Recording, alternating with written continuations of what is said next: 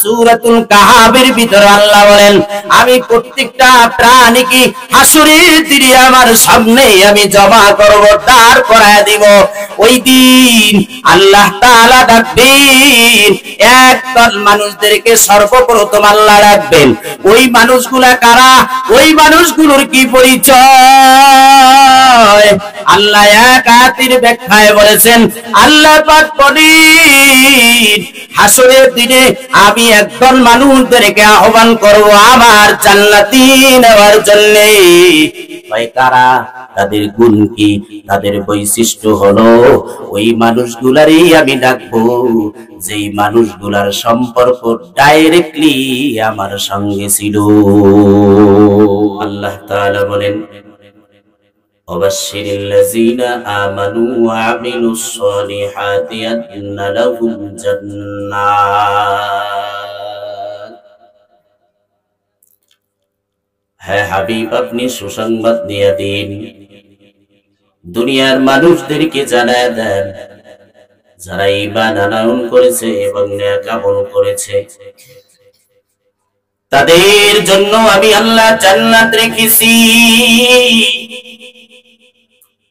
এক নাম্বার আল্লাহ শর্ত করেছেন ঈমানের।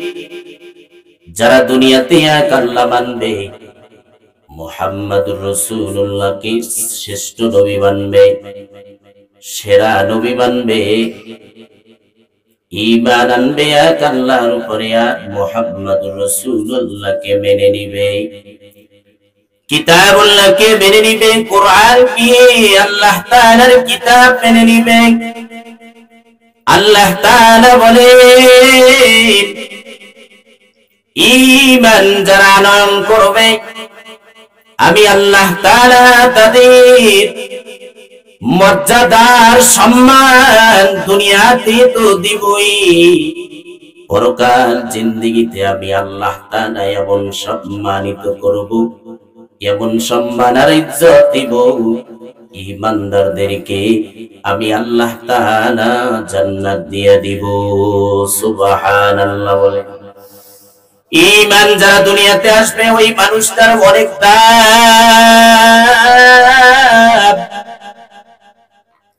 পৃথিবীর কোন বনি আদমের অত দাম নাই। একজন ঈমানদারের যত দাম, একজন মুমিনের যত দাম, যত মূল্য, যারা বেঈমান তাদের কিন্তু কোনো মূল্য নাই, কোনো দাম নাই। পৃথিবী একদিকে, সাত আসমান সাত জমিন একদিকে, সব কিছু একদিকে, আর ঈমানদারের ঈমান হলো আরেকদিকে। একটা মানুষের ভিতরে, কলবের ভিতরে যদি ঈমান থাকে ওই মানুষটা জান্নাত পেয়ে যাবে, আর যেই মানুষটার কলবের ভিতরে ঈমান থাকবে না ও চিরকালের জন্য জাহান্নামে যাবে। এজন্য মুআজ রাদিয়াল্লাহু তাআলা আনহু বলেন, জান্নাতের চাবি হলো লা ইলাহা ইল্লাল্লাহ। লা ইলাহা ইল্লাল্লাহ হলো জান্নাতের চাবি।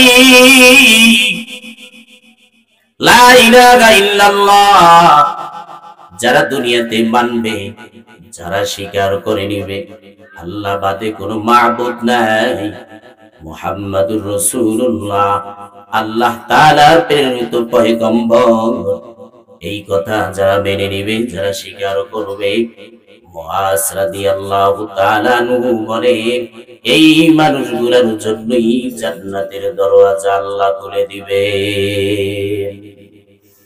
সুবহানাল্লাহ, বাড়ি যায় কয়েন।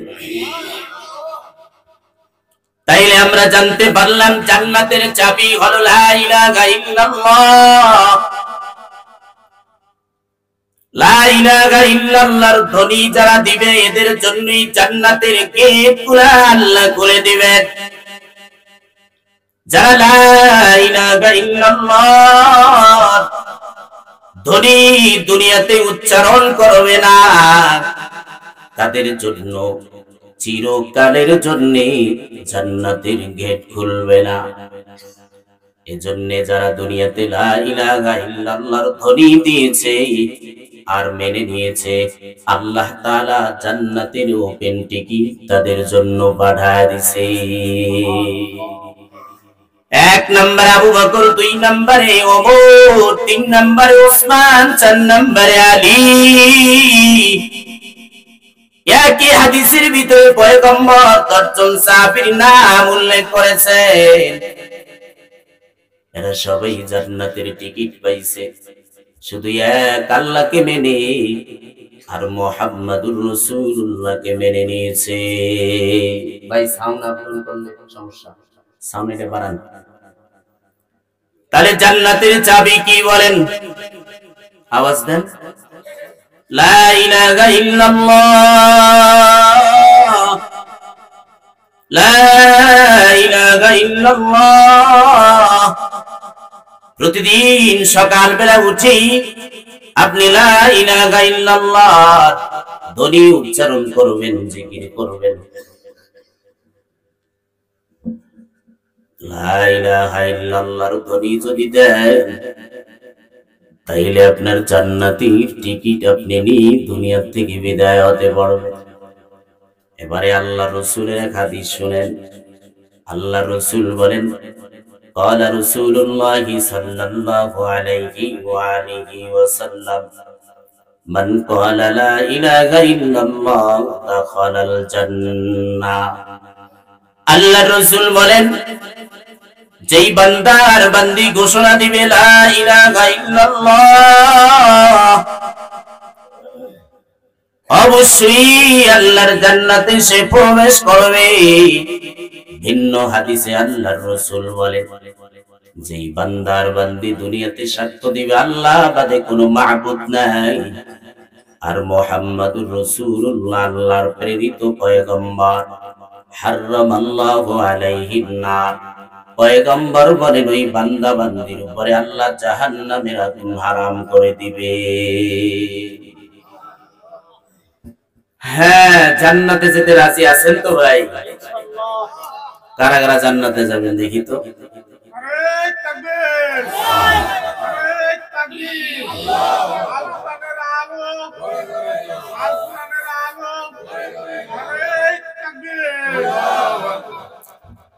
তাইলে জান্নাতের চাবি হলো লা ইলাহা ইল্লাল্লাহ। লা ইলাহা ইল্লাল্লাহর ধ্বনি যারা দিবে এদের জন্য জান্নাতের গেট খোলা হবে। এখান থেকে ফাইনাল মেসেজ হলো আপনাদের জন্য, বিশেষ করে যারা এক আল্লাহকে মানবে না তাদের জন্য মেসেজ হলো, গোটা পৃথিবীর ভিতরে যারা গায়রুল্লাহ মানে এক আল্লাহকে মানে না তাদের জন্য মেসেজ হলো লা ইলাহা ইল্লাল্লাহর ধ্বনি যারা উচ্চারণ করবে না, মানবে না, ওদের জন্য জান্নাতের দরওয়াজা চিরকালের জন্য খুলবে না। ঠিক নেই? হিন্দুরা জান্নাতে যেতে পারবে না, ইহুদিরা জান্নাতে যেতে পারবে না, খ্রিস্টানরা জান্নাতে যেতে পারবে না, কারণ ওরা এক আল্লাহকে মানে না, এক আল্লাহর সাথে আর অংশীদার বানায়। হিন্দুরা এক আল্লাহকেও মানে, ইহুদিরাও এক আল্লাহকে মানে, খ্রিস্টানরাও এক আল্লাহকে মানে, বৌদ্ধরাও এক আল্লাহকে মানে, কিন্তু মুসলমানরাও পাশাপাশি এক আল্লাহকে মানে। ব্যবধানটা কোথায়? ব্যবধানটা স্পষ্ট। মুসলমানরা যে এক আল্লাহ মানে, আমরা যে এক আল্লাহ মানি, এক আল্লাহ মানার পাশাপাশি আমরা আল্লাহর সাথে অংশীদার বানাই না, বাকি সবাই অংশীদার বানায়। ঠিক নেই? মুসলমানরা এক আল্লাহকে মানে, হিন্দুরা কয় এক আল্লাহকে মানি, তবে গাছ আমাদের খোদা, মাছ আমাদের খোদা, বাতাস আমাদের খোদা, এইভাবে খোদা বানাইতে বানাইতে 33 কোটি দেবতা ওরা বানায় ফেলছে। আল্লাহ বলেন আমার কাছে মনোনীত ধর্ম হলো ইসলাম, ইসলাম ধর্ম ছাড়া অন্য কোন ধর্ম যারাই গ্রহণ করবে ওই ধর্ম আমি আল্লাহ গ্রহণ করব না।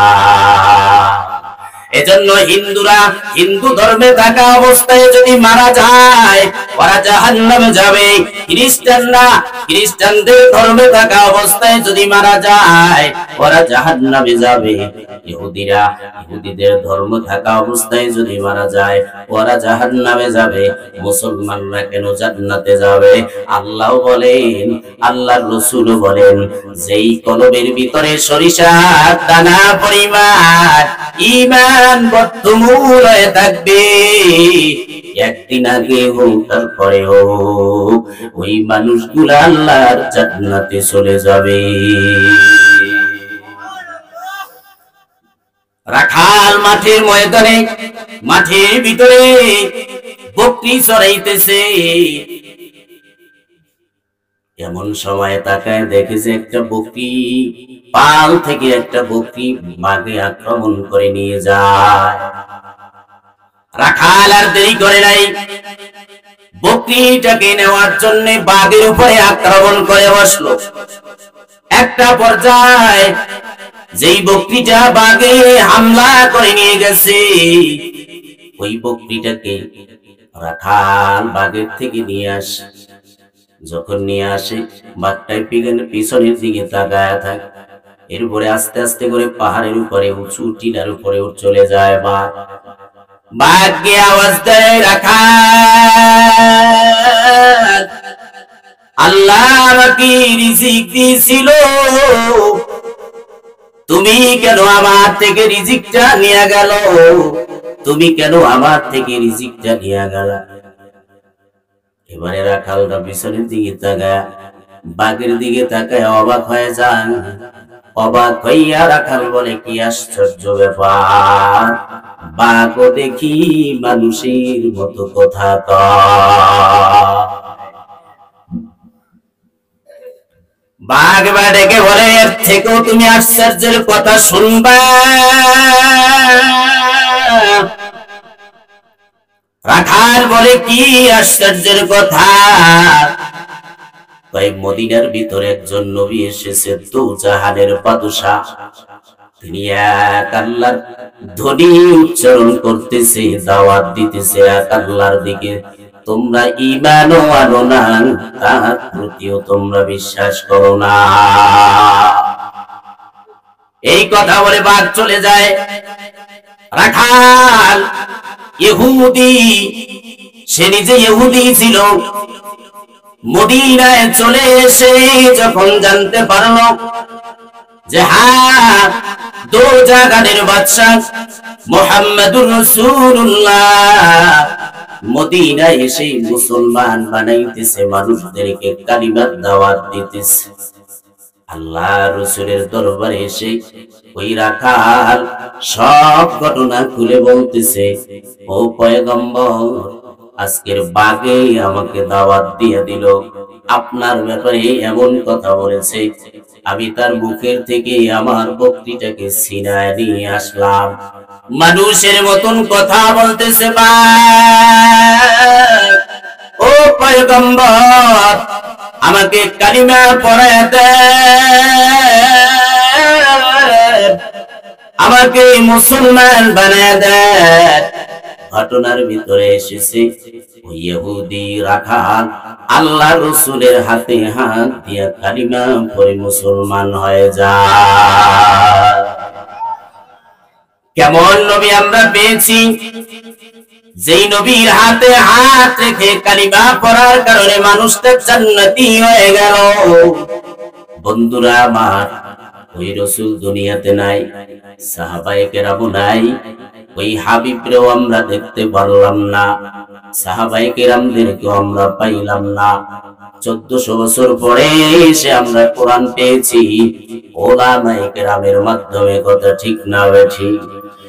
1450 বছর পরেও এসে যারা এক আল্লাহকে মেনে নিবে, কিতাবুল্লাহকে যারা মেনে নিবে, 5 বেলার নামাজ যারা আদায় করবে, আল্লাহ তাআলা বলেন, যে যুগে আমি যে মানুষটাকে দুনিয়াতে পাঠাই না কেন, ওই মানুষটা যদি এক আল্লাহকে মেনে নেয়, আমি আল্লাহকে মেনে নেয় আর আমার হাবিবকে মেনে নেয়, আমি আল্লাহ ওয়াদা করলাম এমন মুমিনদের জন্য আমি সুন্দর জান্নাত বানায় রেখেছি।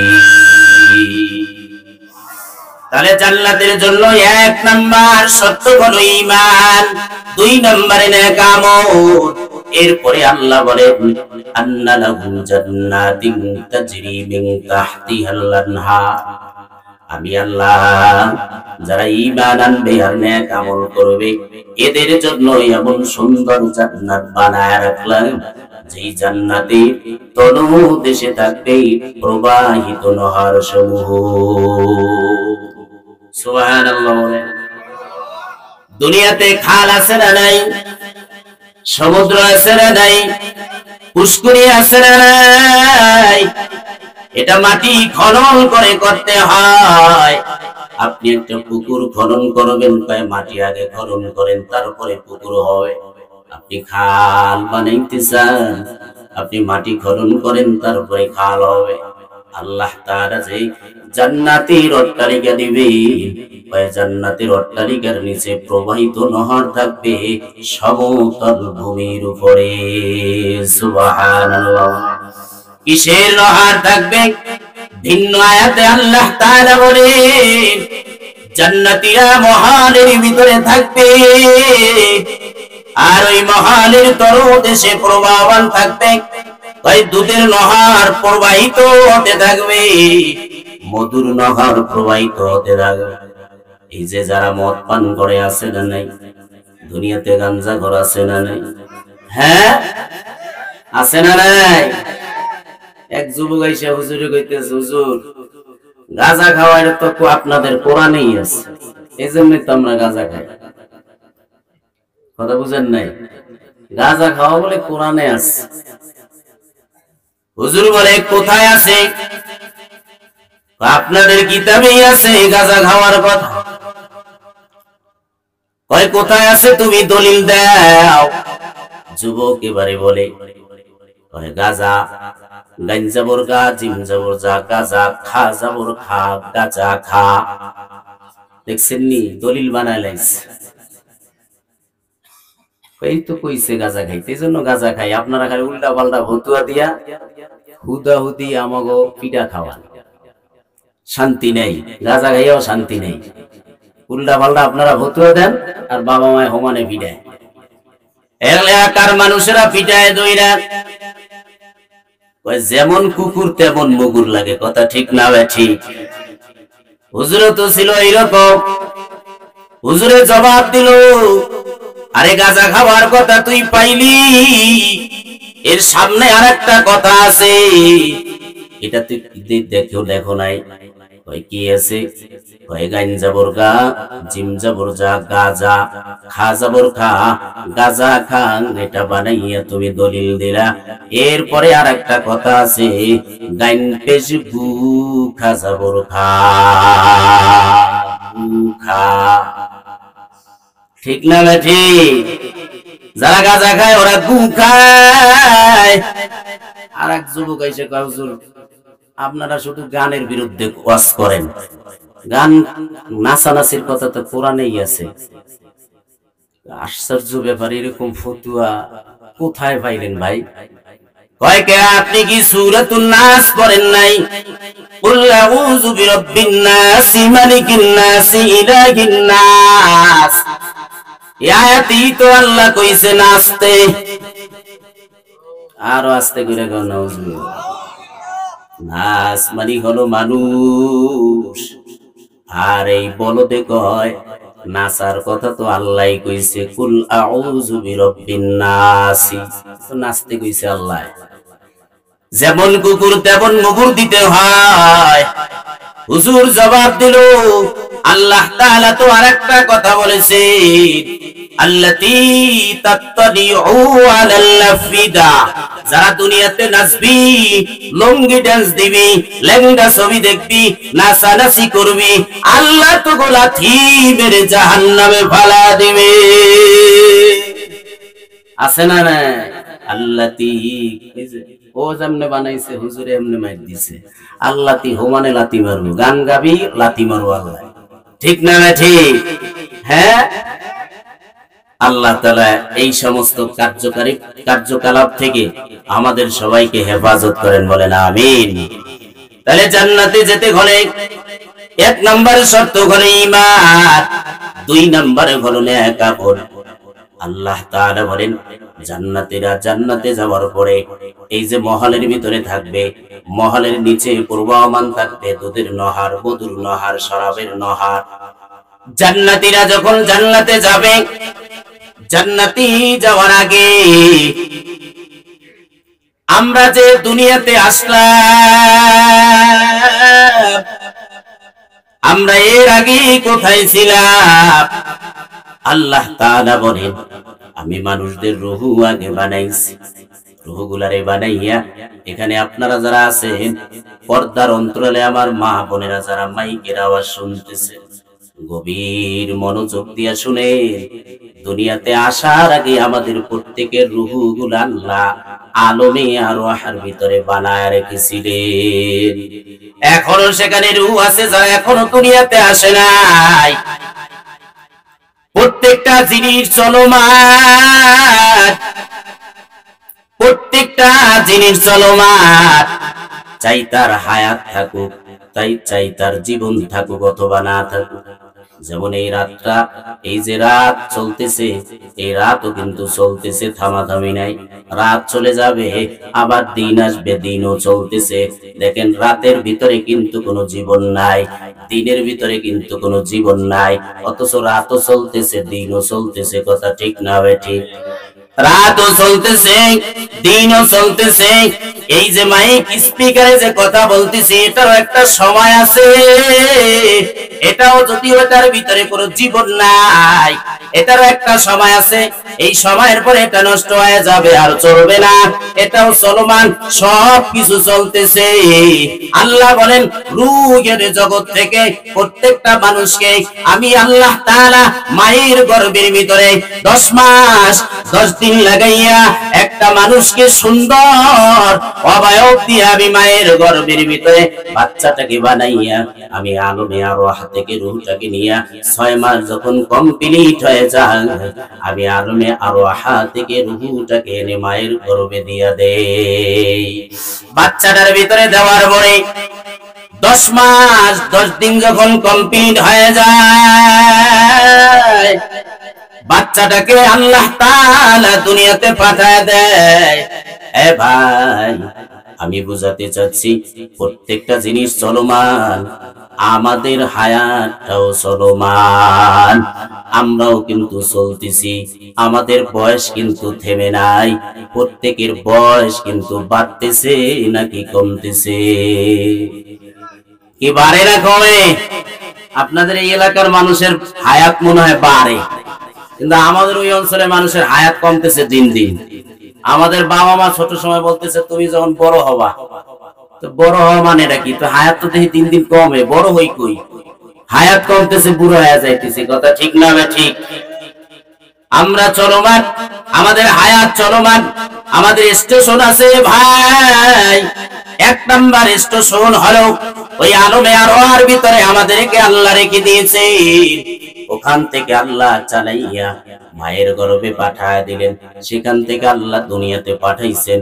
এখন হায়াত চলতেছে, হায়াত চলতেছে।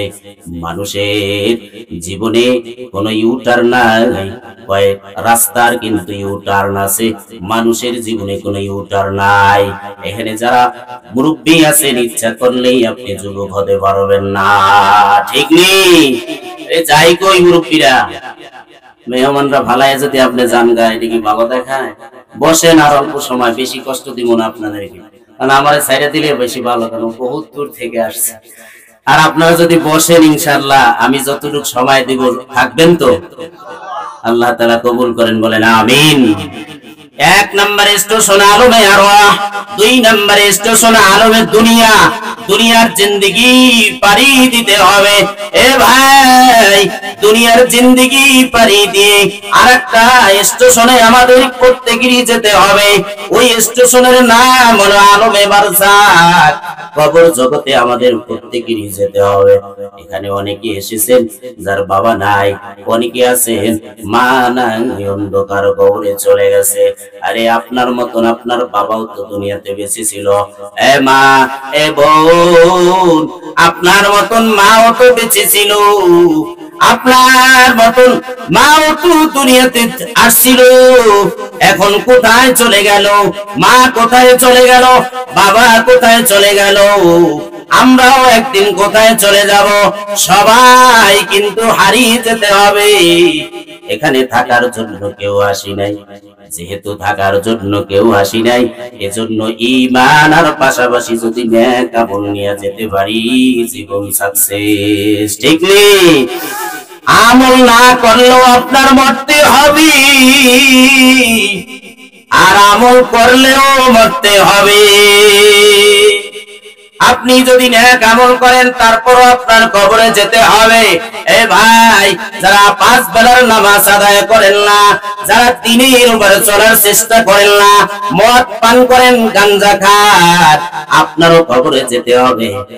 আর ওই ফজরের আজান দেওয়ার সাথে সাথে যেই মানুষটার কম্বলের ভিতরে ঘুমায়া থাকে না, দৌড়ায়া মসজিদে গিয়ে ঠান্ডা পানি দিয়ে ওযু বানাইয়া জামাতে নামাজ আদায় করে, ওই মানুষটাও একদিন কবরে যেতে হবে। ঠিক নেই? প্রত্যেকেই কবরে যেতে হবে। এজন্যে প্রত্যেকটা মানুষের কয়েকটা স্টেশন পাড়ি দিতে হবে। ওই 3 নাম্বার স্টেশনের নাম হলো কবর জগৎ। আমাদের জীবন চলতেছে, একদিন সবাই হারিয়ে যাব। ঠিক নেই? সবাই হারিয়ে যাবে, এখানে কেউই থাকবে না। আমার আগেও হযরত বলেছেন, এই দুনিয়াতে কেউ থাকার জন্য আসে নাই, একদিন সবাই চলে যেতে হবে। যেহেতু যেতেই হবে, ঈমান আর নেক আমল নিয়ে যান। ও ভাই, ও বোন, যারা মাইকের আওয়াজে বয়ান শুনতেছেন, গভীর মনোযোগ দিয়ে শুনেন। আপনি যতই টাল বাহানা করেন না কেন, নামাজ ছেড়ে দিয়ে চলেন না কেন, বেপরদায় চলেন না কেন, সুদে টাকা লাগান না কেন, হারাম খান না কেন, এ ভাই, কবরে কিন্তু আপনার যেতেই হবে। একদিন কিন্তু আপনার অস্তিত্ব আর থাকবে না। সবাই কিন্তু হারিয়ে যেতেই হবে। ঠিক নেই? হারিয়ে যাব একদিন আমি, রব নাই ভুবনে চিরদিন। ঠিক নেই? বাস বাগানে বা গোরস্থানে হয়তো দেবে মোরে কবর। তোমরা আমায় যাবে ভুলে, রাখবে না জানি কোনো খবর।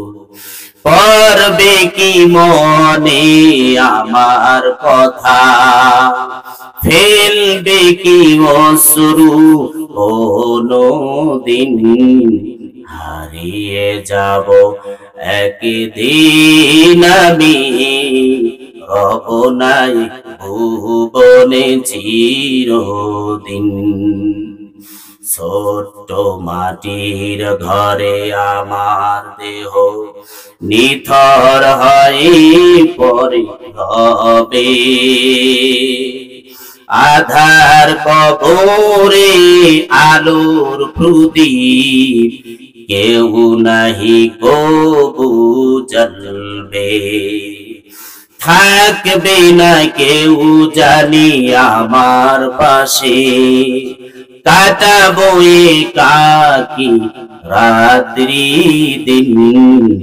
হারিয়ে যাব একদিন আমি, রব নাই ভুবনে চিরদিন। হারিয়ে যাব একদিন আমি, রব নাই ভুবনে চিরদিন। 3 নাম্বার স্টেশন হলো ভাই কবর। ওই কবর জগতে যখন মানুষ পাড়ি জমাবে তখন মানুষের সাথে 3টা জিনিস যায়। 1 নাম্বার তার ধন সম্পদ, 2 নাম্বার তার আত্মীয় স্বজন, তার ছেলে মেয়ে, 3 নাম্বার নেক আমল। আল্লাহর রাসূল বলেন মানুষটা যখন কবরে যায় 2টা জিনিস ফেরত আসে আর নেক আমল তার সাথে যায়। একটা মানুষ ইন্তেকালের পরে তার আত্মীয় স্বজনরা কবর পর্যন্ত যায়, রাসূল বলেন ধন সম্পদ যায়, এরপরে তার নেক আমল যায়। এবারে আপনারা জবাব দেন, মানুষটা যখন কবরে শুয়ে পড়ে আমরা যখন লাশটা শোয়ায়া রাখি বলে তার ধন সম্পদ তার সাথে যায়নি, তার ছেলে ফেরত চলে আসে, তার স্ত্রী চলে আসে। যে স্ত্রী স্বামীর জন্য অপেক্ষা করে, স্বামী গভীর রাত রজনীতে যখন বাসায় যায় স্ত্রী অপেক্ষা করে স্বামী আসবে, স্বামীর সাথে একাত্রে খাবার খাবে। ওই স্ত্রীও কিন্তু যেদিন স্বামী ইন্তেকাল করবে ওই স্ত্রীও বলবে তাড়াতাড়ি ঘর থেকে নামায়া দাও, ঠিক নেই? ওই স্ত্রীও কিন্তু স্বামীকে একদিন ভুলে যাবে। যেই সন্তান বাবা সারা খাবার খায় নাই, ঘুমাইতে যায় নাই, ওই সন্তানও কিন্তু বাবার ইন্তেকালের কিছুদিন পর বাবাকে ভুলে যাবে। এ ভাই, এ পর্দার অন্তরালে আমার মা, আমার বোনেরা যারা এলাকায় আছেন, যদি মাত্র 4টা কাজ করতে পারেন, এ মা এ বোন, আল্লাহর রাসূল বলেন কোন নারী কোন মেয়ে লোক যদি মাত্র 4টা কাজ করতে পারে আল্লাহ তাআলা 8টা জান্নাতের দরওয়াজা খুলে দিবেন।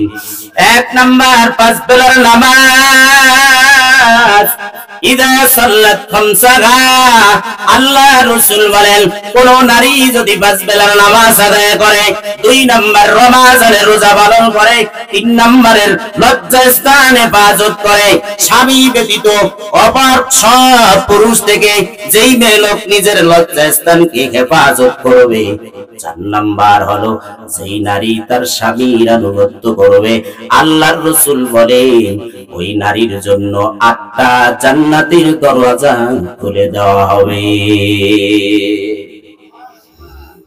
কয়টা কাজ ভাই? আওয়াজ দিয়ে বলেন। 1 নাম্বার, 2 নাম্বার, 3 নাম্বার লজ্জাস্থানের হেফাজত, 4 নাম্বার স্বামীর আনুগত্য। এই হাদিসের শেষের দিকে আল্লাহর রাসূল বলেন শুধু জান্নাতের দরওয়াজাগুলো খুলে দেওয়া হবে না, বরং জান্নাতের দরওয়াজাগুলো খুলে দেওয়ার পর ওই নারী যেই দরওয়াজা দিয়ে ইচ্ছা করবে সেই দরওয়াজা দিয়েই সে প্রবেশ করতে পারবে। এবারে বলবেন হুজুর নারীদের ব্যাপারে বললো, আমাদের ব্যাপারে কি বলেন? এমনি একটা সহজ আমল। হ্যাঁ, আমাদের ব্যাপারে রাসূল বলেছেন কোন বান্দা যদি ওযু বানাইয়া 5 বেলার নামাজ আদায় করার জন্য যে আমরা ওযু বানাই, ঠান্ডা পানি দিয়ে যে ওযু বানাই, আল্লাহ রাসূল বলেন, ওমর ইবনে খাত্তাব থেকে হাদিস, আল্লাহ রাসূল বলেন নামাজের জন্য সুন্দরভাবে যারা ওযু বানাবে, ওযু বানাইয়া যারা পাঠ করবে আশহাদু আল্লা ইলাহা ইল্লাল্লাহ ওয়া আশহাদু আন্না মুহাম্মাদান আবদুহু ওয়া রাসূলুহু, এই কালিমা শাহাদাতের ধ্বনি যারা উচ্চারণ করবে সুন্দরভাবে ওযু বানাইয়া, আল্লাহর রাসূল বলেন তার জন্য জান্নাতের 8টা দরওয়াজা খুলে দেওয়া হবে। যেই দরওয়াজা দিয়েই সে ইচ্ছা করবে ওই দরওয়াজা দিয়েই সে প্রবেশ করতে পারবে। এ ভাই, কবর জগতে যেতে হবে, আমাদের প্রত্যেকেরই জীবন চলমান, আমরা চলতেছি। আপনি শুয়ে থাকেন, বসে থাকেন, অথবা দাঁড়ায় থাকেন, ঘুমায় থাকেন, খান অথবা না খান, কাজ করেন অথবা না করেন, হায়াত কিন্তু ফুরায়া যাইতেছে, সময় কিন্তু চলমান, হায়াত কিন্তু চলমান, মানুষের জীবন কিন্তু চলমান। কবর জগতে যাওয়ার পর আজকেও হাদিসে পড়লাম, ইবনে মাজাহ শরীফে হাদিস আসছে, যারা ঈমান নিয়ে যারা কবরে যাবে, কবরে শোয়ানোর পরে যখন কবর জগতে যাওয়ার পরে তাকে রূহটা আবার ফেরত দেওয়া হবে, এমন সময় তার ঈমানের আলোতে, নেক আমলের আলোতে তার কবরটা আলোকিত হয়ে যাবে। সে মনে করবে আসরের সময় বুঝি হয়ে গেল। ফেরেশতাকে মেসেজ দিয়া বলবে, এই ডোন্ট ডিস্টার্ব করবা না, আসরের সময়টা কিন্তু হয়ে গেছে, আমার নামাজ পড়তে হবে, আমাকে ছেড়ে দাও। বান্দার কিন্তু খবর নাই যে সে কবরে জগতে আছে। নামাজ পড়বেন নি ভাই? হ্যাঁ, কি নামাজ পড়ে? নামাজ পড়ে আবার যাই বিড়ি টানেন, ঠিক নেই? নামাজও পড়ে, বিড়িও খায়, নামাজও পড়ে আবার হারাম খায়, নামাজও পড়ে আবার পরের জমি ঠেলে ঠেলে নিজের ভিতরে ঢুকায়, ব্যবসার ভিতরে ভেজাল দেয়, আছে না নাই? এই নামাজ নামাজ না। আল্লাহর রাসূল বলেন কিছু নামাজি আছে, এর নামাজ পড়ার পরে নামাজটা তার বুকের ভিতরে নিক্ষেপ করা হয়। 3 নাম্বার স্টেশন কবর, কবর পাড়ি দেওয়া লাগবে। আল্লাহর রাসূল বলে সর্বশেষ যেই বান্দা কবরে যাবে ও 40,000 বছর কবরের ভিতরে থাকবে। এখন চিন্তা করেন কিয়ামত কবে হবে? আপনি আর 100 বছরের ভিতরে আর দুনিয়াতে থাকতে আছেন। এখানে আমরা যারা আছি আর 100 বছরের মাথায় কেউ থাকতে আছি না দুনিয়ার। বাহাদুরি আর কত করবেন? 100 বছরের মাথায় আর কেউ থাকতেছি না, আমি এর আগে মনে হয় নাই। আগামী 100 বছরে গোটা পৃথিবীর মানুষ আর দুনিয়াতে থাকবে না, হয়তো 2-1 জন থাকবে, নতুন প্রজন্ম আসবে। এখানে কেউ আর 100 বছরের মাথায় আর থাকতেছেন না। কবর জগৎ পাড়ি দেওয়ার পরে হাসর জগতে এবারে উঠতে হবে। চলতেছে আমাদের সফর লম্বা, শেষ সফর গন্তব্য হলো জান্নাত। এজন্য আজকের আলোচনার শুরুতেই এমন আয়াত আপনাদের সামনে তেলাওয়াত করেছি। ওই আয়াতের ভিতর আল্লাহ জান্নাতের আলোচনা এনেছেন। এই সফর পাড়ি দেওয়ার পরে আমাদের শেষ গন্তব্য আর ঠিকানা হলো জান্নাত। কবর জগৎ পাড়ি দেওয়ার পরে হাসরের ময়দানে রবের সামনে দাঁড়াতে হবে। এখানে লম্বা আলোচনা। রবের সামনে দাঁড়াবেন, যখন রবের সামনে প্রত্যেকটা মানুষ যখন দাঁড়ায় যাবে, জিন জাতিরাও দাঁড়াবে, কীট পতঙ্গ সকল প্রাণীগুলোকে আল্লাহ দাঁড় করায় দিবেন। সূরাতুন নাবার শেষের আয়াতে আল্লাহ বলেন, আবার সূরাতুল কাহাফের ভিতরে আল্লাহ বলেন, আমি প্রত্যেকটা প্রাণীকে হাসরের দিনে আমার সামনে আমি জমা করব, দাঁড় করায় দিব। ওই দিন আল্লাহ তাআলা ডাকবেন, একদল মানুষদেরকে সর্বপ্রথম আল্লাহ ডাকবেন। ওই মানুষগুলা কারা? ওই মানুষগুলোর কি পরিচয়? আল্লাহ এক আয়াতের ব্যাখ্যায় বলেছেন, আল্লাহ পাক বলেন, হাসরের দিনে আমি একদল মানুষদেরকে আহ্বান করব আমার জান্নাতি নেওয়ার জন্য। কারা? তাদের গুণ কি? তাদের বৈশিষ্ট্য হলো ওই মানুষগুলারই আমি ডাকবো যেই মানুষগুলার সম্পর্ক ডাইরেক্টলি আমার সঙ্গে ছিল। ডাইরেক্টলি সম্পর্ক আল্লাহর সাথে করার একটা মাধ্যম আছে। এই এলাকার হয়তো কিছু যুবক প্রবাসে আছে না নাই? এদের সাথে আপনি কিভাবে যোগাযোগ করেন? কয় মোবাইল ফোনের মাধ্যমে। কয় রবের সঙ্গে আপনি যে সম্পর্ক করাবেন, ডাইরেক্টলি আল্লাহর সাথে যে আপনি সম্পর্ক করবেন, কয় আল্লাহ একটা টেলিফোন নাম্বার দিয়েছেন। ওই টেলিফোন নাম্বারটা আমরা সবাই জানি, 24434। ফজরে 2 রাকাত, যোহরে 4 রাকাত, আসরে 4 রাকাত, মাগরিবে 3 রাকাত, এশায় 4 রাকাত। 24434 এই হলো আল্লাহর সাথে ডাইরেক্টলি যোগাযোগ করার মাধ্যম। আল্লাহ রাসূল বুখারীর বর্ণনায় বলেছেন, ফরজ নামাজ আদায় করার মাধ্যমে রবের সঙ্গে বান্দার ডাইরেক্টলি সম্পর্ক হয়ে যাবে। আপনি তো ফজর পড়েন নাই, যোহর পড়েন নাই, আসর পড়েন নাই, মাগরিবও পড়েন নাই, এশাও পড়েন নাই। আল্লাহ হাসরের দিন ডাকবে, আয় বান্দারা, ফজর পড়েছিলি, যোহর পড়েছিলি, আসর পড়েছিলি, মাগরিব পড়েছিলি, এশায় ভুলো নাই, ফজরেও আমাকে ভুলো নাই, মাগরিবেও ভুলো নাই, এশাও ভুলো নাই। হাসরের দিনে আমিও তোমাদেরকে ভুলবো না। আসো আমার কাছে আসো, আজকের বিনা হিসাবে আমি তোমাদেরকে জান্নাত দিয়ে দিলাম। আর একদল মানুষদেরকে আল্লাহ তাআলা হাসরের দিনে ডাকবে।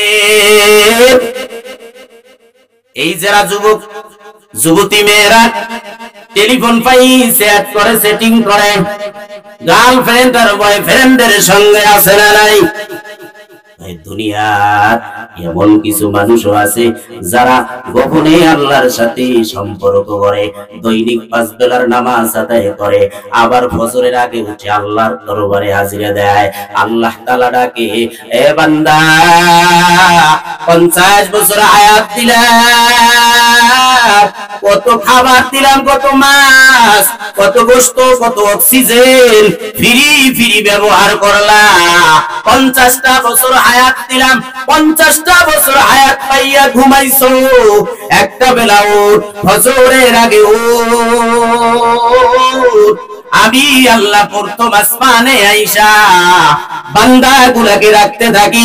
ওই সময় যেই বান্দাগুলা ফজরের আগে উঠে আল্লাহর সাথে সম্পর্ক গড়াইছে, রবের কুদরতি কদমে সেজদায় পড়ে কান্না শুরু করে দিয়েছে, ও রব, দুনিয়াতে আমি আসতে পারি না, তুমি আমাকে মহব্বত করে ভালোবেসে মুসলমানের ঘরে জন্ম দিয়া তুমি দুনিয়াতে পাঠাইছো।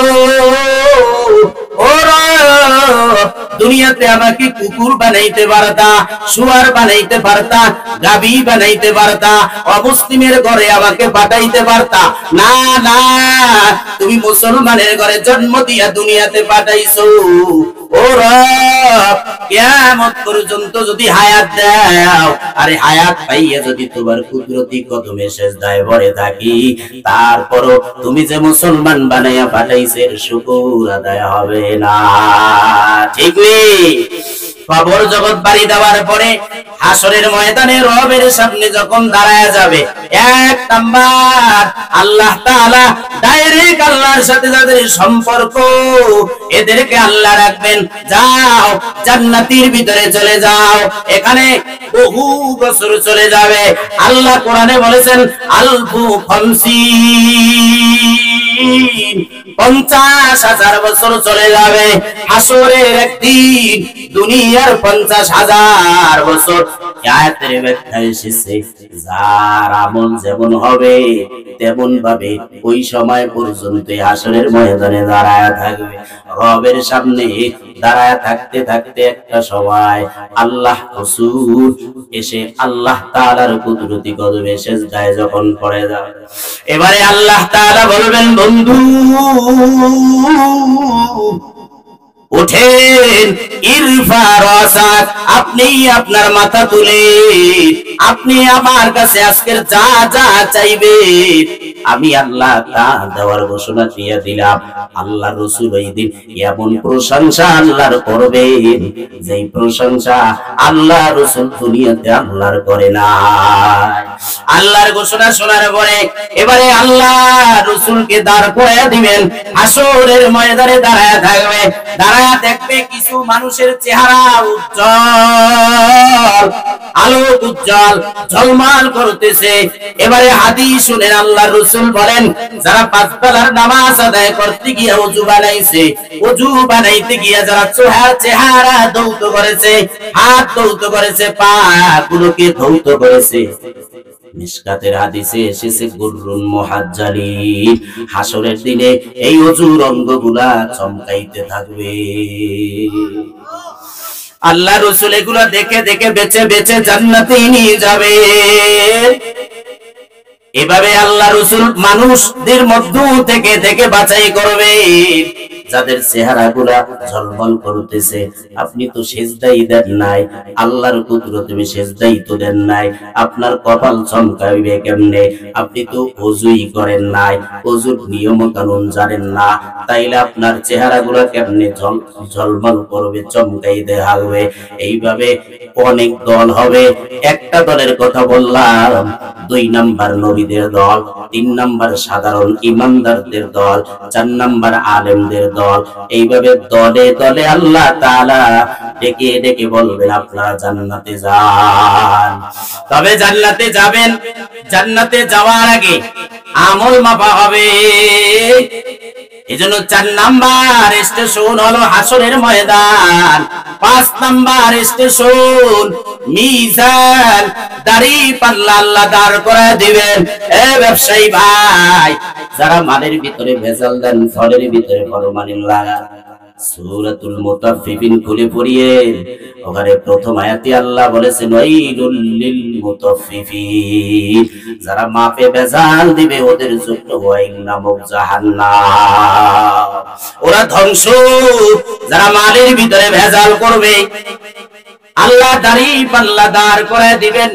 5 নাম্বার স্টেশন, এখানে মাপা হবে, হাজার হাজার বছর চলে যাবে। যারা যাদের আমলনামা ভারী হবে, এদেরকে আল্লাহ জান্নাত দিয়ে দিবেন। এই স্টেশন শেষ, আরেকটা স্টেশন পাড়ি দিতে হবে। ওই 6 নাম্বার স্টেশনের নাম হলো পুলসিরাত। পুলসিরাত আল্লাহ তাআলা পুল দিবেন, ওই পুলের ভিতরে পাড়ি দিতে হবে। হীরার থেকে ধার, এতটা ধার হবে যে মুমিনরা, মুসলিম শরীফের হাদিসে এসেছে আল্লাহর রাসূল বলেন ওই পুলসিরাত কেও বিজলির আকারে পৌঁছে যাবে ওই পারে জান্নাত। আর আল্লাহ পুলটা যে রাখবেন, এই পুলের নিচে থাকবে জাহান্নামের গর্ত, আগুন ধাউ ধাউ করবে।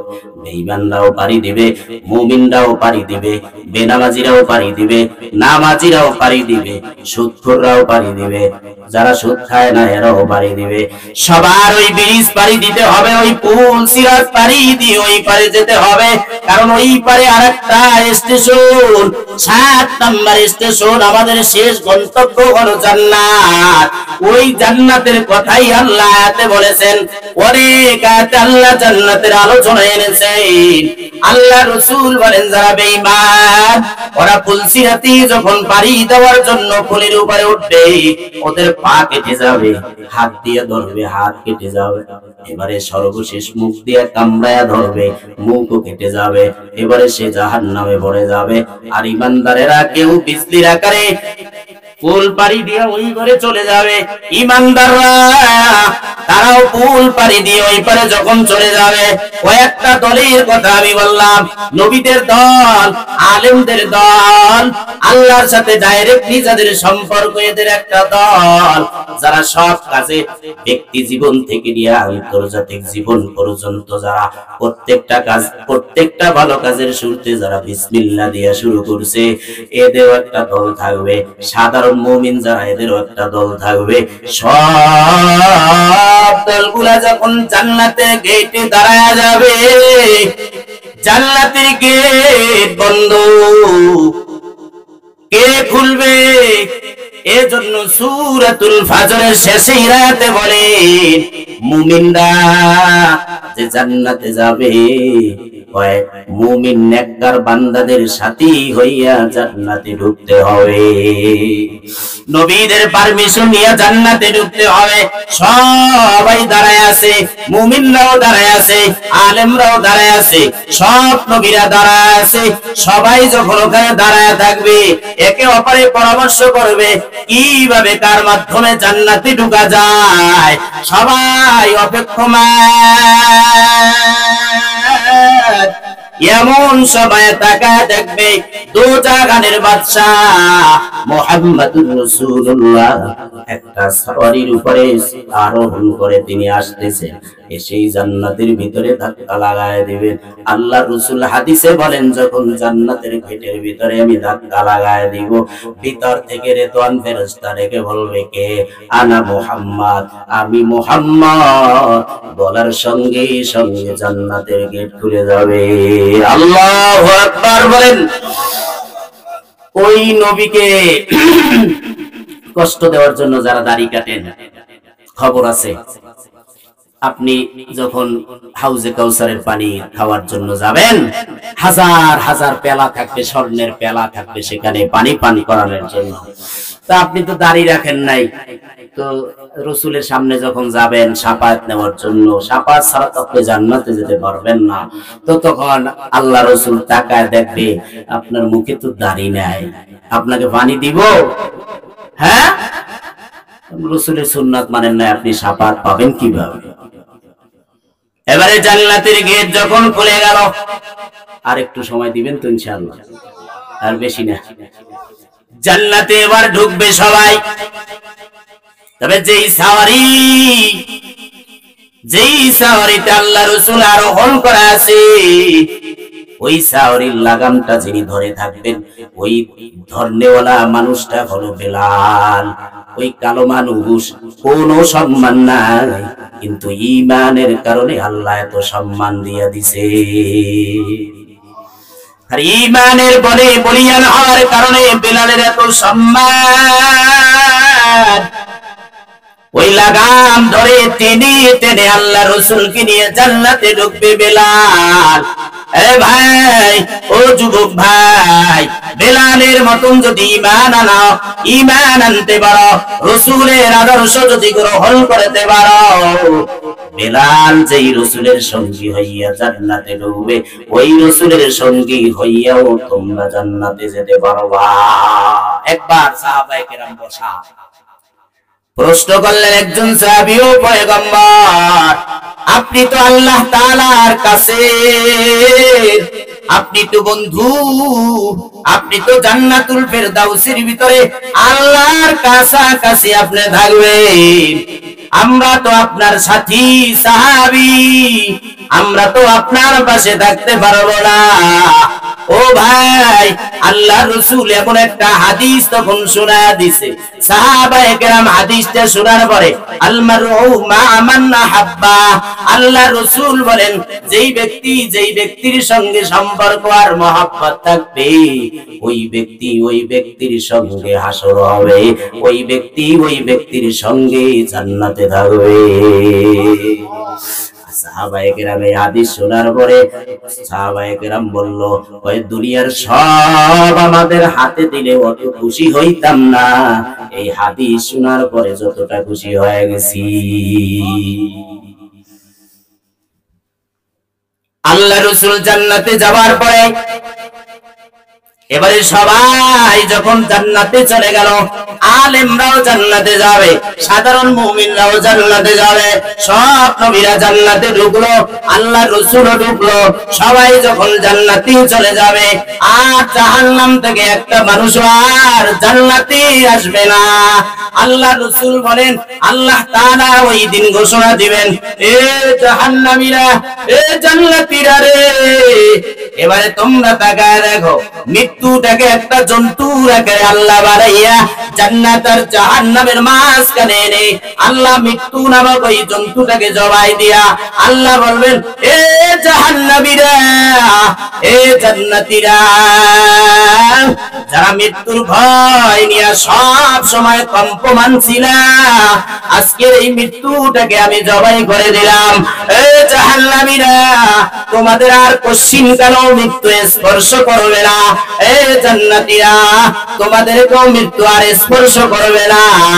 এবারে আল্লাহ তাআলা জাহান্নামীর মালিক ফেরেশতাকে ডেকে বলবে, ও মালিক ফেরেশতা, জাহান্নামীর গেটটাকে ভালোভাবে আটকে দাও, যাতে একটা বেঈমান আর বের হতে না পারে। জাহান্নামের গর্তটাকে আটকে দেওয়া হবে। এ ভাই,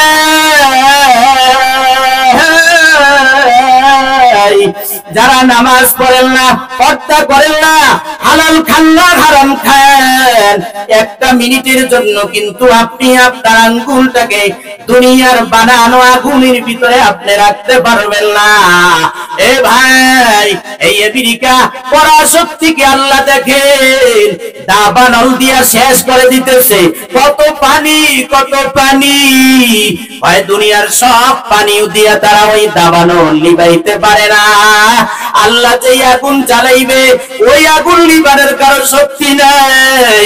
জাহান্নামের মালিক ফেরেশতাকে ডেকে বলবে, এই বেঈমানদেরকে কত পানি আমি খাওয়াইছি, কত ফ্রি ফ্রি অক্সিজেন ওরা ব্যবহার করেছে, দুনিয়াতে কত নাজ নেয়ামত ওরা ভোগ করেছে, আমাকেই ভুলে গিয়েছিল। আজকের জাহান্নামের ভিতর থেকে একটা বেঈমানও যাতে বের হতে না পারে, ভালোভাবে আটকায় দেয়। ওই দিন কিন্তু জাহান্নামের গেটটাকে আটকায় দেওয়া হবে। এবারে জান্নাতীদেরকে আল্লাহ ফিরে, এবারে জান্নাতীদেরকে আল্লাহ একটা ঘোষণা দিবে, তুরিদুনা শাইয়ান আজিদুকুম। সুবহানাল্লাহ। বলে জান্নাতীদেরকে আল্লাহ তাআলা এক হাদিসে বলেন, সর্বনিম্নে যেই বান্দা জান্নাতে ঢুকবে একদম কম আমল, ওকে আল্লাহ যত নেয়ামত দিবে, নাজ নেয়ামত দিবে, যত খাদেম সেবিক সেবিকা দিবেন, যত বাগান দিবেন, যত ফল ফুরুট দিবেন, এগুলো ঘুরে ঘুরে সে দেখবে কয় হাজার বছর চলে যাবে, তারপর তার দেখা শেষ হবে না। সকালে আল্লাহকে দেখতে পাবে, বিকালে আল্লাহকে দেখতে পাবে, এমন কিছু বান্দা জান্নাতে ঢুকবে, ওরা সব সময় আল্লাহকে দেখতে পাবে। এত নাজ নেয়ামত আল্লাহ দিবেন। যখন জান্নাতীরা সর্বপ্রথম জান্নাতে সবাই ঢুকবে, আল্লাহ তাআলা মাছের কলিজা ভুনা দিয়া তাদেরকে আপ্যায়ন করবে, গরুর গোশত আর সালসাবিলের ঝর্ণার পানি দিয়ে আল্লাহ আপ্যায়ন করবে। এত নেয়ামত দিবেন, বউ দিবেন, হুরাইন দিবেন আল্লাহ তাআলা। লম্বা কথা, সেদিকে আর যাব না, সংক্ষেপ করতেছি ভাই। জান্নাতীদেরকে পরিবেশন করার পরে নাজ নেয়ামত হাজার হাজার, এত নাজ নেয়ামত আল্লাহ তাআলা দিবেন, সৌন্দর্য দিবেন পয়গম্বর ইউসুফ আলাইহিস সালামের মতন সুন্দর। কারণ সুন্দরের পাগল সবাই, ঠিক নেই? সবাই সুন্দরের পাগল। আল্লাহ তাআলা এই জন্য জান্নাতীদেরকে এত সুন্দর করে আল্লাহ তাআলা চেহারাটা বানায় দিবেন, নারী দিবেন, আপনার চেহারাও এত সুন্দর হয়ে যাবে, আপনার স্ত্রীও এত সুন্দর হয়ে যাবে। একটা হাদিস শুনলেই বুঝতে পারবেন, ভাই চামড়ার ভিতরে গোশত, গোশতের ভিতরে হাড্ডি, হাড্ডির ভিতরে মগজ, ভাই উপর থেকে সৌন্দর্যের কারণে ওই হাড্ডির ভিতরের মগজ পর্যন্ত দেখা যাবে। এত সুন্দর করে বানাইবে কেন? ওই দুনিয়াতে সুন্দরের পাগল ছিল, এই জন্য আল্লাহ মহা সুন্দরী বানায়া জান্নাতের ভিতরে ঢুকাইবে। মানুষ হলো ক্ষমতার পাগল, এই জন্য আল্লাহ রাসূল বলেন, সর্বশেষ যেই বান্দা জান্নাতে যাবে ওই বান্দাকে ওই দুনিয়ার সমান, 10টা দুনিয়ার সমান জান্নাত আল্লাহ দিয়া তাকে রাজা বানায় দিবে। মানুষ বুড়া হইতে চায় না, করতেও চায় না, এজন্য জান্নাতে কোনো মরণ আল্লাহ দিবেন না, সবাই দিয়ে শেষ করে দিবেন, আর মরণ স্পর্শ করবে না। মানুষ বুড়া হইতে চায় না, আল্লাহ যুবক বানাইয়া জান্নাতে দিয়া আল্লাহ ঘোষণা দিবে, যা 30 বছর অথবা 33 বছর বয়স বাড়বেও না, কমবেও না। এবারে আল্লাহ হাজার হাজার নিয়ামত দেওয়ার পরে তুরিদুনা শাইয়ান আযীদুকুম, হাদিসে আল্লাহর রাসূল বলেন, এ জান্নাতীরা আরো কোন নিয়ামত তোমাদের লাগবে নি? জান্নাতীরা বলবে, ও আল্লাহ জাহান্নাম থেকে বাঁচাইয়া জান্নাত দিলা, ও আল্লাহ জান্নাতের ভিতরে এত নিয়ামত দিছো, কত নিয়ামত দিছো। হাদিসে কুদসি যদি শুনেন, আল্লাহু আযজা ওয়া জাল্লা আ'দাততু লিইবাদিয়াস সালিহিন। আল্লাহ তাআলা বলেন আমার নেককার বান্দার জন্য জান্নাতের ভিতরে এত কিছু আইটেম আমি প্রস্তুত করে রেখেছি, মা লা আইনুন রাআত, বান্দা চোখেও দেখে নাই, ওয়ালা উযুনুন সামিআত, কানও শোনে নাই, ওয়ালা খাতারা আলা কলবি বাশার, মানুষের কলবও কখনো কল্পনাও আসে নাই। আপনার কল্পনায় যেখানে শেষ, জান্নাতের নেয়ামত সেখান থেকে শুরু। আপনি চিন্তা করবেন আমার বেডরুমটা এমন হবে, আমার ড্রয়িং রুমটা এমন হবে, আমার সিংহাসনটা এমন হবে। চিন্তা করতে করতে কল্পনার জগতে গিয়ে একটা সময় শেষ। আল্লাহ বলেন তোমার কল্পনা যেখান থেকে শেষ, আমার জান্নাতের নেয়ামত ওই জায়গা থেকে শুরু। এত নিয়ামত পাওয়ার পরে আল্লাহ ঘোষণা দিবে তুরিদুনা শাইআন, এ জান্নাতীরা আরো কোন নিয়ামত লাগবে নি? জান্নাতীরা বলবে আল্লাহ জাহান্নাম থেকে বাঁচাইয়া জান্নাত দিয়া দিলা, তোমার হাবিবকে পেয়ে গেলাম, তোমাকে তো পাইলাম না। ও আল্লাহ জান্নাতীর মধ্যে কি না আছে, কত নিয়ামত দিয়েছো, হাজার হাজার নিয়ামত দিয়েছো, আরো কি আছে আমাদের জানা নাই। আলেমরা ডেকে বলবে আল্লাহ একটা নিয়ামত বাকি আছে, সব পেয়েছি কিন্তু একটা নিয়ামত বাকি। আল্লাহু আকবার। তোমাকে বাবার জন্য ফজরে উঠে নামাজ আদায় করেছিলাম। মানুষ আলেমদেরকে কত গালি দিয়েছে, টুপিওয়ালাদেরকে কত গালি দিয়েছে, কোরআন পড়েছি এজন্য আমাদেরকে গালি দিয়েছিল। টুপিওয়ালা দেখতে পারে নাই, দাড়ি রেখেছি এজন্য কত টিটকারি ফাইজলামি করেছিল। ও আল্লাহ তারপর তোমাকে ছাড়ি নাই, তোমাকে ভুলি নাই, দুনিয়াতে দেখতে পারি নাই তোমাকে। তুমি কেমন কেমন তোমার চেহারা, কেমন তোমার কুদরতি চেহারা। আল্লাহ রাসূল বলেন সাতারাউনা রাব্বাকুম কামা তারাউনাল কমারা লাইলাতাল বদরি। আল্লাহ রাসূল বলেন ও আমার সাহাবায়ে কেরাম, নেকবিহীন আকাশে পূর্ণিমার চাঁদ যদি উঠে, ওই চাঁদ দেখতে দুনিয়ার মানুষের কিন্তু কোনো ঠেলা ঠেলি লাগে না, কোনো ধাক্কা ধাক্কি লাগে না। সবাই যেমন ওই মেঘবিহীন আকাশে পূর্ণিমার চাঁদ যেমন দেখতে পায়, আল্লাহ তাআলাকে জান্নাতীরা ঠিক ওইভাবে দেখতে পাবে। আল্লাহ তাআলা জান্নাতীদেরকে ডেকে বলবে ও জান্নাতীরা, তোমরা আমাকে পাওয়ার জন্য দুনিয়াতে পাগল হয়ে অন্য ভয় ঘুরেছিলে, আজকে আমি তোমাদেরকে সাক্ষাৎ দিব। আল্লাহ তাআলা হাজার হাজার নূরের পর্দা ভেদ করে জান্নাতীদেরকে সালাম দিবেন, আসসালামু আলাইকুম ইয়া আহলাল জান্নাহ। অথবা আল্লাহ বলবেন আসসালামু আলাইকুম ইয়া ইবাদি। আল্লাহ সালাম দিবে। এ কথা কোথায় আছে? সূরাতুল ইয়াসিনের ভিতরে আছে, সূরাতুল আহজাবের ভিতরে আল্লাহ বলেন তাহিয়াতুহুম ইয়াউমা ইয়ালকাউনাহু সালাম। জান্নাতীদেরকে আমি যেই দিন সাক্ষাৎ দিব, ওই দিন আমি সালামের মাধ্যমে সাক্ষাৎ দিব। আল্লাহু আকবার। আপনারা সালাম দেননি? এই সালাম দিছেন বউরে, বিয়ে কইরা যেই দিন আনছেন এই দিন সালাম দিছেন বউরে, আর সালামের খবর নাই। আর আই লাভ ইউ তো এখন সব ডালিংয়ের কপালে যায় আর ভাবির ভান্ডে যায়। স্ত্রীর বেলায় আর আই লাভ ইউ আসে না, আর সালামও আসে না। রাসূল বলেন যেই বান্দা ঘরে ঢোকার সময় তার ফ্যামিলি সদস্যদেরকে সালাম দিবে, ওই ঘরটা আল্লাহ সব মুসিবত থেকে হেফাজত করবে। আপনি সালাম দেন না, আপনি দেন টাকা, এইটা বাচ্চারা শিখান, ঠিক নেই? টাকা শিক্ষা ইহুদি এবং খ্রিস্টানদের কালচার মুসলমানের সন্তানকে শিখাইতে শিখাইতে আজকের মুসলমান কালিমা পর্যন্ত ভুলে গেছে। কথা ঠিক না বেঠিক? আজকের এমন অবস্থা হয়েছে, মুসলমানের বাচ্চাদের কণ্ঠ থেকে গান শোনা যায় কিন্তু কালিমার ধ্বনি শোনা যায় না। কথা ঠিক না বেঠিক? আপনার বিবির কণ্ঠ থেকে নায়ক নায়িকাদের গান শোনা যায় কিন্তু কোরআনের আওয়াজ শোনা যায় না। আজকের ফাটটাকে গানের আক্কা বানায় ফেলছেন আপনারা। কথা ঠিক না বেঠিক? আপনি আল্লাহওয়ালা বানাবেন, সন্তানকে কোরআনওয়ালা বানাবেন, আপনার স্ত্রীকে তো শেষ করে ফেলছেন, আপনি কিভাবে আল্লাহওয়ালা বানাবেন? আল্লাহওয়ালা ছাড়া জান্নাত পাওয়ার কোনো রাস্তা নাই। কথা ঠিক না বেঠিক? আল্লাহ সালাম দেওয়ার পরে এবারে ফাইনাল আর 10 মিনিট আল্লাহ তাআলা একটা কনফারেন্স করবে। ওই কনফারেন্স যখন করবে, জিব্রাইল একবার আল্লাহ রাসূলের কাছে আসে। জিব্রাইল আসার পরে জিব্রাইলের হাতের ভিতরে একটা আয়না,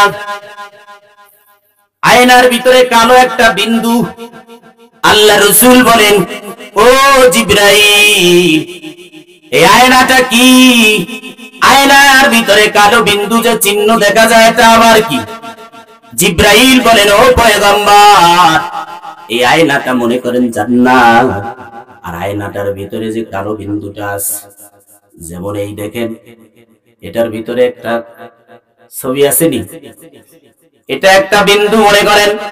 জিব্রাইল বলেন, ও পয়গম্বর, এই আয়নার ভিতরে যে কালো বিন্দুটা দেখা যায়, এই কালো বিন্দু হলো একটা মসজিদ।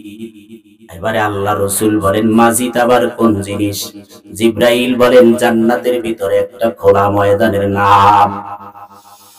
আল্লাহ রাসূল বলেন, জিব্রাইল আমাকে বলেন, ও পয়গম্বর, ওই মসজিদ নামক ময়দানে আমি জিব্রাইল লক্ষ লক্ষ বছর ঘুরেছি, আমি ওই মসজিদ ময়দানের কোন কিনারা খুঁজে পাই নাই। ও পয়গম্বর, ওই ময়দানের ভিতরে যা কিছু আল্লাহ রেখেছেন সব সাদা। ওই ময়দানের ঘাসগুলো হবে সাদা, ওই ময়দানের গাছগুলো হবে সাদা।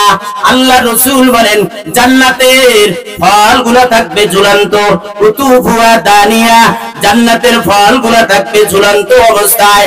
জান্নাতের গাছগুলো হবে স্বর্ণের, পাতাগুলো হবে স্বর্ণের, ডালগুলো হবে স্বর্ণের, ফলগুলো থাকবে ঝুলন্ত।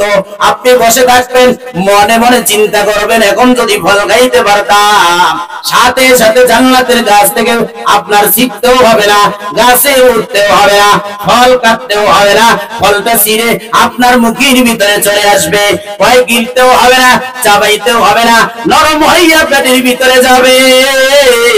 জান্নাতের ভিতরে পায়খানা পেশাব হবে না। ঢেকুর দিবেন, খাওয়া শেষ, ঢেকুর দিবেন, পেট খালি। ভাই দুনিয়াতে একবার খাইলে দ্বিতীয়বার আর খাবার খাইতে মনে চায় না, ক্লান্ত, ঘুম ঘুম আসে। জান্নাতে যত খাইবেন ততই খাইতে মনে যাবে, ঘুম আসবে না। আল্লাহ রাসূল বলেন, ও ভাই জিবরাইল, বলো মসজিদ ময়দানের ঘটনা তুমি বলো। জিবরাইল বলেন, লক্ষ লক্ষ বছর এই মসজিদ নামক ময়দানে আমি ঘুরছি, কিন্তু এই মসজিদ ময়দানের কোনো কিনারা আমি খুঁজে পাই নাই। ও পয়গম্বর, এই মসজিদ ময়দানের সব কিছু হবে শুভ্র, সব কিছু হবে সাদা। আল্লাহ তাআলা এই জান্নাতীদেরকে জান্নাতে ঢুকানোর পর মসজিদ নামক ময়দানের ভিতরে আল্লাহ তাআলা নিজের কুরসিটা রাখবেন। আল্লাহ তাআলা বলেন, ওয়াসিআ কুরসিয়্যুহুস সামাওয়াতি ওয়াল আরদ। আল্লাহ তাআলা নূরের কুরসি যখন রাখবেন, আল্লাহ তাআলা কুদরতির তাসাল্লি ঢেলে দিবেন তার কুরসির ভিতরে। কুরসিটা মসমস করে শব্দ করবে। আল্লাহ তাআলা ওই দিন ওই কুরসির ভিতরে আল্লাহ তাআলা আসন গ্রহণ করেন। তার পাশে আরেকটা আসন থাকবে, দোজাহানের বাদশা মুহাম্মদুর রাসূলুল্লাহ সাল্লাল্লাহু আলাইহি ওয়াসাল্লামের একটা আসন থাকবে, সিংহাসন, স্বর্ণের সিংহাসন থাকবে। আরেকটা সিংহাসন থাকবে দাউদ আলাইহিস সালামের। প্রত্যেক নবীর আলাদা আলাদা সিংহাসন থাকবে। প্রত্যেক নবীর অনুসারীদের জন্য প্রত্যেক নবীর সিংহাসনের পিছনে তাদের আসন থাকবে। সব জান্নাতীরা বসে যাবে, আল্লাহ থাকবেন, মুহাম্মদুর রাসূলুল্লাহ থাকবেন, দাউদ পয়গম্বরও থাকবেন। আল্লাহ তাআলা ঘোষণা দিবেন, এ দাউদ তুমি কোথায়? যদিও হাদিস দুর্বল, তবে ফজিলতের ক্ষেত্রে বর্ণনা করা যায়। আর ওই সময় দাউদ আলাইহিস সালাম আরশের খুঁটির কাছে থাকবেন। আল্লাহ তাআলা যখন ডেকে বলবেন, এ দাও, তোমাকে আমি একটা কণ্ঠ দিয়েছিলাম, এমন কণ্ঠ দুনিয়ার আর কাউকে আল্লাহ দেয় না। দাউদ আলাইহিস সালাম যখন জাবুর তেলাওয়াত করতেন, 2 মিনিট বলি, দাউদ আলাইহিস সালাম যখন জাবুর তেলাওয়াত করতেন, উড়া পাখিরা পড়ে যেত নিচে, পাহাড়গুলা হেলে দুলে পড়ে যেত, সমুদ্রের মাছগুলা চলে আসতো, জঙ্গলের প্রাণীগুলা চলে আসতো, তার কণ্ঠের সুরের মূর্ছনায় সবাই মুগ্ধ হয়ে যেত। এমন ঘটনা পাওয়া যায় বিদায়া ওয়ান নিহায়া কিতাবের ভিতরে এসেছে। দাউদ আলাইহিস সালাম যখন জাবুর তেলাওয়াত করতেন, ওই সুরের মূর্ছনায় এমন অবস্থা হয়ে যেত, ক্ষুধার যন্ত্রণায় মারা যাইতো, তারপরে খেতে যাইতো না। এত সুন্দর কণ্ঠ আল্লাহ তাআলা দাউদ আলাইহিস সালামকে দিয়েছিলেন। আল্লাহ হাসরের দিনে ডেকে বলবেন, এ দাউদ, তোমাকে যাবি সুন্দর কণ্ঠ দিয়েছিলাম, ওই কণ্ঠে আমার প্রশংসা আজকের জান্নাতীদেরকে শোনায় দাও। ওই দিন দাউদ আলাইহিস সালাম বলবেন, ও আল্লাহ, আমাকে যে আপনি কণ্ঠ দিয়েছেন, ওই কণ্ঠ তো আপনি নিয়ে গেছেন, আমার ওই কণ্ঠ আর নাই। আল্লাহ তাআলা আবার তাকে কণ্ঠ ফেরত দিয়া দিবেন। ওই দিন জান্নাতীদের সামনে এমন রবের প্রশংসা করবে, দাউদ নবীর কণ্ঠের সুরের মূর্ছনায় জান্নাতীরা বেকুল হয়ে যাবে। এবারে তার সব প্রশংসা করা শেষ, আল্লাহ ডেকে বলবেন তার বন্ধু মুহাম্মাদুর রাসূলুল্লাহ সাল্লাল্লাহু আলাইহি ওয়াসাল্লাম কে ডেকে বলবেন, ও আমার হাবিব, ও বন্ধু,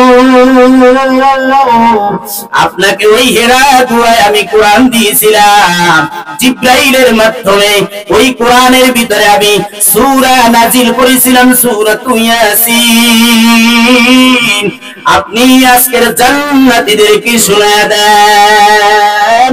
ওই দিন আমাদের হাবিব, আমাদের নবী মুহাম্মাদুর রাসূলুল্লাহ সব জান্নাতীদের সামনে সূরাতুল ইয়াসিন তেলাওয়াত করে শোনা দিবে।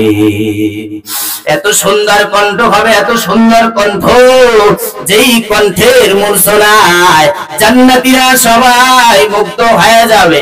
এবারে ফাইনাল আল্লাহ তাআলা জান্নাতীদেরকে ঘোষণা দিবেন, ও জান্নাতীরা, দুনিয়াতে তোমরা আব্দুর রহমানের কণ্ঠে তেলাওয়াত শুনেছিলে, আজকের আমার কুদরতি কণ্ঠে তোমরা কোরআন শুনবেনি। জান্নাতীরা তাকায় থাকবে রবির কুদরতি চেহারার দিকে। আল্লাহ তাআলা ওই দিন সূরাতুর রহমান টান মারবে, এমন ভাবে টান দিবে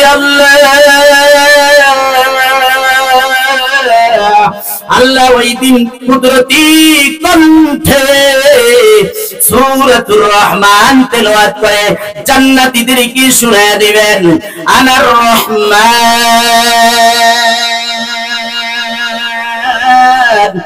আল্লামাল কুরআন। আল্লাহ রহমান যখন শুনাইবেন, আল্লাহ বলবেন, ওই রহমান, যেই রহমানই হলাম আমি, সেই রহমান, যেই রহমান কোরআন দিল আর তোমাদেরকে সৃষ্টি করেছি, সেই রহমানই হলাম আমি, রহমান। আল্লাহর কণ্ঠে রহমান সূরাতুর রহমান শোনার পরে জান্নাতীরা মুক্ত হয়ে হেলে দুলে পড়ে যাবে। ভাই, ওই দিন জান্নাতীরা আল্লাহর সুরের মূর্ছনায় শুনে, আল্লাহর কুদরতি কণ্ঠে সূরাতুর রহমান শোনার পরে এত মুগ্ধ হয়ে যাবে, আর কত সময় যে চলে যাবে আল্লাহ বাদে কেউ জানেবে না। ওই জান্নাতে যেতে রাজি আছি আমরা সবাই? কারা কারা জান্নাতে যেতে রাজি আছি? নারায়ে তাকবীর। আল্লাহ তাআলা সবাইকে জান্নাতে যাওয়ার তৌফিক দান করেন। এই এলাকার মা বোন সহ যারা আজকের এই আলোচনা আয়োজন করতে গিয়ে, সবাই হাত নামান, আয়োজন করতে গিয়ে যারা পরিশ্রম করেছে, টাকা দিয়া, অর্থ দিয়া, এই সুন্দর জান্নাতের বাগান সাজাইয়া আপনাদেরকে উপহার দিয়েছে, আপনারা খুশি নেবে যান? এই মাহফিল প্রতি বছর হোক, আপনারা চান? আল্লাহ তাআলা কবুল করেন, বলেন আমিন। আজকের এই মাহফিল এই এলাকার জন্য নাজাতের জরিয়া হিসেবে আল্লাহ তাআলা কবুল করেন। বিশেষ করে আমার পরিচিত আমার ভাই আপনাদের এলাকার কৃতি সন্তান হযরত মাওলানা নজরুল ইসলাম সাহেব, তার মাধ্যমে আপনাদের এই এলাকায় আসা জীবনের এই প্রথম। আল্লাহ তাআলা হযরতের হায়াতে বারাকা দান করেন। বিশেষ করে আপনাদের এই এলাকায় হযরত উলামায়ে কেরাম যারা আছেন, আপনারা যারা আছেন, বিশেষ করে আমার মা বোনরা যারা আছে, আল্লাহ তাআলা সবাইকে দিনদার পরহেজগার মুত্তাকি বানাইয়া আল্লাহ তাআলা সবাইকে কবরে যাওয়ার তৌফিক দান করেন এবং আমরা যাতে সবাই এক ওই আল্লাহ তাআলা যেই জান্নাত বানাইছেন ওই জান্নাতে যাতে আমরা পৌঁছাইতে পারি, সবাই বলেন আমিন। তা আমরা আসি, এই এলাকায় অনেক মানুষ দুনিয়া থেকে বিদায় হয়ে গেছে, যারা কবরস্থ হয়ে আছে তাদের জন্য দোয়া করি। এখানে অনেক ভাই আছেন যার মা নাই, বাবা নাই, অনেকে ভাই নাই, আত্মীয় স্বজন অনেকেই কবরে চলে গেছে। আমরাও ভাই একদিন চলে যাব। এই মুরব্বী কই যান, দোয়া করে যান। তো আমরা সবাই মন খুলে তাদের জন্য দোয়া করি। প্রবাসী ভাই যারা আছে তাদের জন্য দোয়া করি। বিশেষ করে এই মাহফিলের ইন্তেজামিয়া কমিটি যারা এই মাহফিল সুন্দরভাবে আয়োজন করেছেন তাদের জন্য, তাদের নেক হায়াতের জন্য আমরা দোয়া করি। যে যে অবস্থায় আছে, যে যে চাকরি করি, যে যে ব্যবসা বাণিজ্য করি, যে যে কাজকর্ম করি, ক্ষেত খামার করি, আল্লাহ তাআলা যাতে সব কিছুর ভিতরে বরকত দান করে, বলেন আমিন। আমরা সবাই দরুদ শরীফ পড়ি। আল্লাহুম্মা সাল্লি আলা সাইয়্যিদিনা ওয়া নাবিয়িনা ওয়া শাফিনা হাবিবিনা মাওলানা মুহাম্মদ সাল্লাল্লাহু তাআলা আলাইহি ওয়া আলা আলিহি ওয়া আসহাবিহি ওয়া বারাকা ওয়া সাল্লাম। আল্লাহুম্মা সাল্লি আলা সাইয়্যিদিনা ওয়া নাবিয়িনা ওয়া শাফিনা ওয়া হাবিবিনা ওয়া মাওলানা মুহাম্মদ সাল্লাল্লাহু তাআলা আলাইহি ওয়া আলা আলিহি ওয়া আসহাবিহি ওয়া বারাকা ওয়া সাল্লাম। আস্তাগফিরুল্লাহাল্লাযী লা ইলাহা ইল্লা হুয়াল হাইয়ুল কাইয়্যুম وأتوب إليه لا حول ولا قوة إلا بالله العلي العظيم الحمد لله رب العالمين والصلاة والسلام على سيد الأنبياء والمرسلين ربنا ظلمنا أنفسنا وإن لم تغفر لنا وترحمنا لنكونن من الخاسرين ربنا آتنا في الدنيا حسنة وفي الآخرة حسنة وقنا عذاب النار يا أكرم الأكرمين يا أول الأولين يا آخر الآخرين يا راحم المساكين يا ذا القوة المتين رب العالمين আল্লাহ বিকাল থেকে নিয়ে গভীর রজনী পর্যন্ত আল্লাহ এখানে মানুষগুলা বসে বসে কোরআনের আলোচনা শুনছে। হযরত উলামায়ে কেরাম বয়ান করেছেন, আল্লাহ কত কথা বলেছে, আল্লাহ ভুল ত্রুটি ক্ষমা করে দাও। রব্বুল আলামিন সওয়াবুল মুহাম্মাদুর রাসূলুল্লাহর রওজা ধারে পৌঁছে দাও। রব্বুল আলামিন तमाम পৃথিবীতে যারা পরিমাণ ঈমান নিয়ে যারা অন্ধকার কবরে চলে গেছে, আজকের সওয়াবগুলো প্রত্যেক কবরবাসীর কবরে পৌঁছে দাও। আয় আল্লাহ,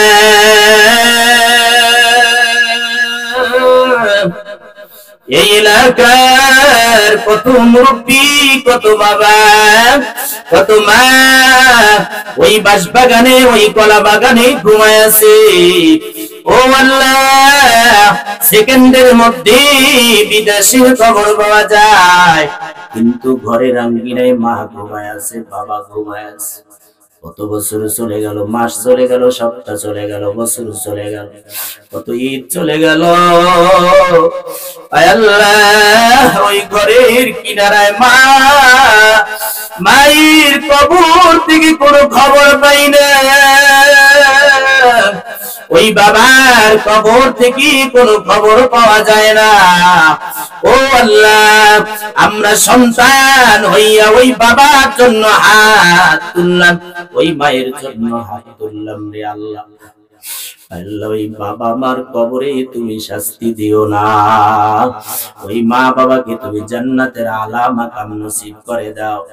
রব্বুল আলামিন, যাদের ঘরে মা আছে, বাবা আছে, এই বয়ানের মুনাজাতের পরে আল্লাহ ঘরের আঙ্গিনায় গিয়া মা বলতে দেরি হবে, দরওয়াজা খুলতে দেরি হবে না, কিন্তু যার ঘরে মা নাই বাবা নাই, ডাক দিলেও দরজা খুলবে না।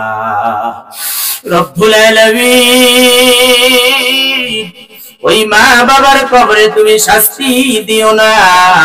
ও আল্লাহ, জান্নাতের আলা মাকাম নসিব করে দিও আল্লাহ। এই এলাকার সব কবরকে আল্লাহ জান্নাতের টুকরা বানায় দাও। এই এলাকার সব আলেমদেরকে তুমি কবুল করে নাও, হকের উপরে চলার তৌফিক নসিব করে দাও রব্বুল আলামিন। এই ময়দানের ভিতরে তুমি তাকায় দেখো, গভীর রজনী, চতুর্দিকে কনকনে শীত, তারপরে একটা মানুষ যায় না কোরআনের মহব্বত আর ভালোবাসায়। আল্লাহ, এই মানুষগুলোকে তুমি হাত দুখানা খালি হাতে ফিরা দিও না আল্লাহ। প্রত্যেকটা মানুষকে তুমি জান্নাতি মানুষ হিসাবে ঘোষণা করে দাও।